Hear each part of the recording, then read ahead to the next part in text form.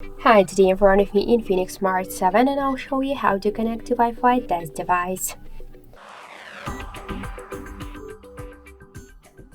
So first open the settings application and then tap to the Wi-Fi section. To activate Wi-Fi option or to turn it off, you should click on the Wi-Fi switcher. After that, you will see here all of the available networks which you could use.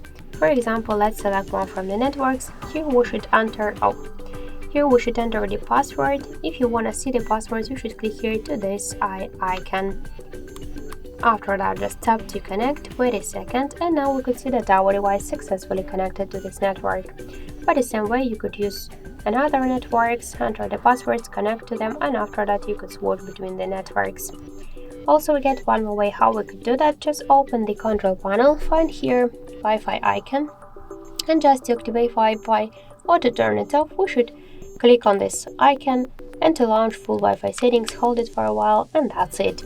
So thank you for watching, and if you find this video helpful, leave thumbs up and subscribe.